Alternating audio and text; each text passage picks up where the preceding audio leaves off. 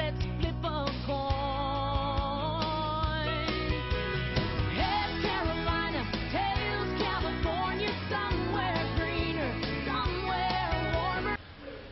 Hello, it's Andy Graham of HoboTraveler.com. I've traveled nonstop for 16 plus years and went to 106 countries. I'm in Kutaisi, Georgia. It's in southeastern Europe. It's the country of Georgia. And I answer traveler lifestyle questions.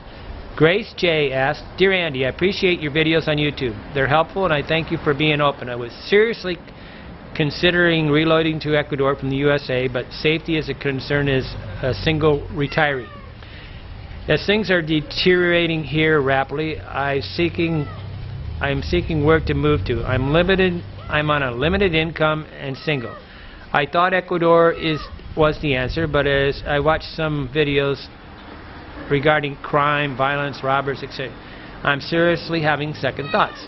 I also had told that Asians are not treated well there. I don't think that's true at all. I think Asians are no big deal. I'm an Asian-born U.S. citizen. Could you recommend me some place to move to? The exit door, any close and close soon here. I don't know what she's saying. The exit door, may close here soon. I would greatly appreciate your advice since you've been traveling extensively in your life. Wait to hear from you. P.S. How is Subic Bay in the Philippines? What about visa costs besides safety issues? Okay, I think you're overblowing these safety issues. There's no such thing as a dangerous country. There's a dangerous neighborhood. There's dangerous cities a little bit sometimes, but mostly danger is from a point of view of time of day and location. So danger has to do with, you know, if you go in the United States, you know where the bad neighborhoods are and you don't go there. That's the same thing in Ecuador. There's bad neighborhoods and you don't go there. You can actually go and live in a safe neighborhood anywhere in Central and South America. I'm a little questioning sometimes in Mexico because it's one of the most dangerous places I've ever been. Definitely don't go to Dominican Republic. That's one of the dangerous places on the planet. But I think all the countries other than Mexico and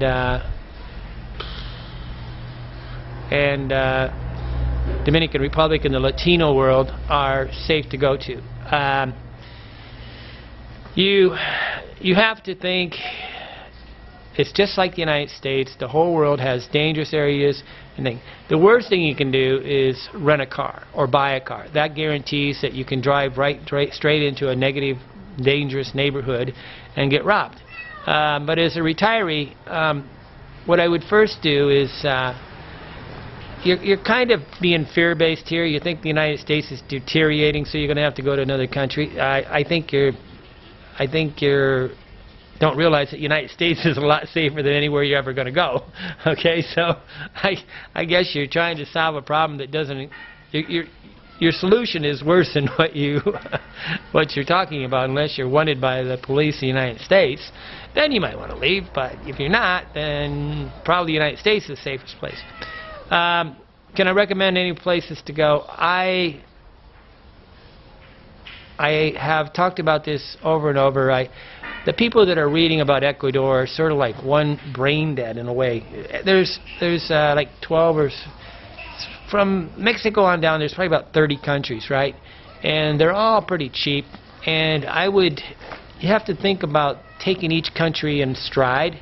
And so first of all, you gotta be able to live in a country for 3 months. I'll guarantee you that there's a safe place to live.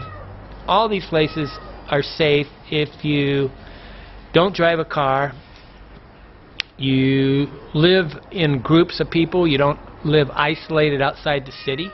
You live in the middle of the cities, in the center of the cities, close to other people that you know. You try to find, hey, we got a cat. And you don't get drunk and stay out after 11 o'clock at night. If you're not a person that goes and drinks and stays out past 11 o'clock at night, you're not a person that has to drive a car, and you're willing to live around other people. I mean, the best way to get robbed is to buy a farm out in the middle of Ecuador, about 1 mile from town, close enough for the robbers to come get to you. But all the countries are good. I do know that Ecuador is probably going to be better for you because there's going to be so many Americans. I would say Cuenca sounds like a great place for you. I really don't like Mexico much anymore because I think it's overpriced, and it's but Lake Chapala, you know, and Oaxaca are always some places. I got a cat just whining its little butt off here. Places to retire.